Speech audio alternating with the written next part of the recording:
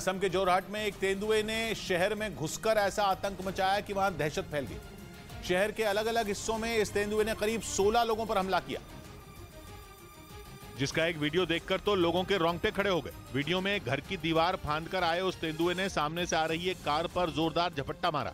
गनीमत यह रही कि उसका शीशा बंद था, वरना कार चलाने वाले का बचना नामुमकिन होता। वहीं एक दूसरे वीडियो में वो एक वनकर्मी की कार में घुसा नजर आया, जिसे वहां से निकालने के लिए एक दूसरे वनकर्मी ने हवा में फायरिंग कर दी। इस दौरान उसे ट्रैंकुलाइजर की मदद से बेहोश करने की कोशिश भी नाकाम रही। हालांकि बहुत देर तक पीछा करने के बाद आखिरकार वन विभाग की टीम ने उसे पकड़ लिया। उधर ईरान ने हिजाब विरोधी आंदोलनों को भड़काने के आरोप में ब्रिटेन के 7 नागरिकों को गिरफ्तार कर लिया, लेकिन इस गिरफ्तारी के बाद ईरान ने ब्रिटेन के खिलाफ मोर्चा खोल दिया और उसने ब्रिटेन को सीधी चेतावनी दे दी। 7 लोगों की गिरफ्तारी के बाद ईरान का गुस्सा 7वें आसमान पर पहुंच गया। ईरान की फौज के अधिकारियों ने आरोप लगाया कि ईरान में लगी आग में ब्रिटेन घी डालने का काम कर रहा है। उन्होंने ब्रिटेन को अंजाम भुगतने तक की धमकी भी दे दी।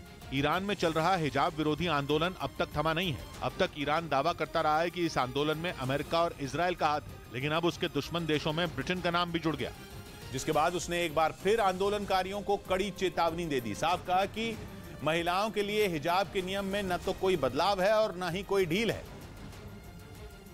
जिसका सीधा मतलब यह कि आंदोलन के दौरान हिजाब जलाने वाली महिलाओं पर कानूनी कार्रवाई होगी। दावा यह है कि पिछले कुछ हफ्तों से ईरान की फौज प्रदर्शनकारियों के साथ नरमी से पेश आ रही थी। कोशिश की जा रही थी कि बिना हथियारों का इस्तेमाल किए आंदोलन को शांत किया जा सके, लेकिन अचानक ईरान की फौज के तेवर तल्ख हो गए। प्रदर्शनकारियों को चेतावनी दी गई कि हिजाब हटाना या जलाना कानूनी जुर्म माना जाएगा। पिछले कुछ दिनों में ईरान की अदालतें प्रदर्शनकारियों को सजाए मौत तक सुना चुकी हैं, जबकि हजारों लोग अभी तक ईरान की अलग अलग जेलों में बंद हैं। जेलों में बंद लोगों पर केवल हिजाब विरोधी आंदोलनों का हिस्सा बनने का आरोप लगाया गया, जिसे ईरान ने सरकार के खिलाफ षड्यंत्र मानकर उनके खिलाफ कार्रवाई शुरू कर दी।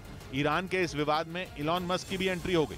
मस्क ने ऐलान किया कि उनकी कंपनी स्टारलिंक की सेवाएं ईरान के लोगों के लिए शुरू कर दी गई हैं। मतलब ये कि ईरान में हिजाब विरोधी आंदोलन कर रहे लोग अपनी आवाज दुनिया तक पहुंचा पाएंगे। ईरान ने पहले भी अमेरिका और इलॉन मस्क को उसके घरेलू मसलों से दूर रहने को कहा था। माना जा रहा है कि मस्क का ये बयान नए बवाल की वजह बन जाएगा। इस बीच खबर है कि ईरान ने सरकार विरोधी प्रदर्शनों का समर्थन करने पर अपने पूर्व फुटबॉल खिलाड़ी अली दाई की परिवार से हिसाब बराबर किया।